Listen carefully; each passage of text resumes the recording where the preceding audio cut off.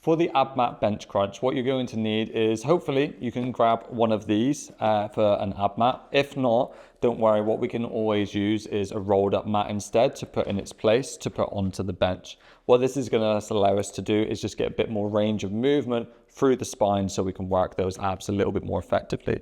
What else we're going to need is 2 heavyish dumbbells on the floor, because that's where we're going to place our feet under. And then also, if you need to as well, we're going to have a dumbbell for additional weight during the exercise, but we'll get to that in a minute. So when it comes to getting into position for this, what you're going to want to do is take a seat on the ab mat, and then you're going to place your feet under the dumbbells, and then we're going to put our hands on the bench and then just bring our bum off like so, and make sure that the ab mat is in the lower part of our back. From here, what you want to think about doing is really opening up that gap between your ribs and your pelvis. The reason being is because what the abs act on is flexing the spine and rounding it into this position. So to contract it, we need to flex and round the spine, but to stretch it and lengthen it, what we need to do is go into this big extension here, getting a nice big pull through the abs.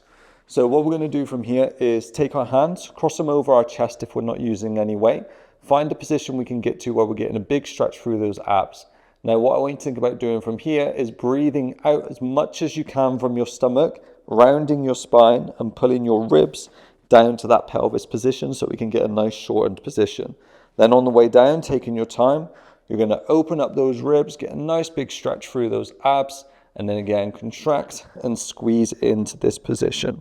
What we don't want to do is get a false movement. And what I mean by that is, if I reach back as far as I can to here, this is as far as I can get through my ribs. However, I can get a false movement by just rotating my head back further to make me think like I'm getting more range, but really all I'm doing from here is moving my neck.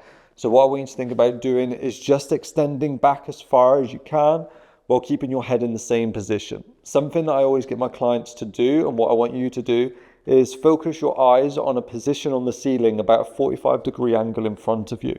Then from here, once we always keep eye contact with that position, we'll keep our head in the same position so we're not getting that false movement and crunching back and forward through the head and neck.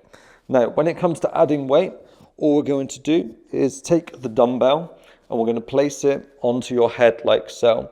The reason we want to place it on towards your head is because this is going to make the weight effectively heavier and more challenging because it's further away from the joint that we're working. The more we have it here, the less effective it's going to be.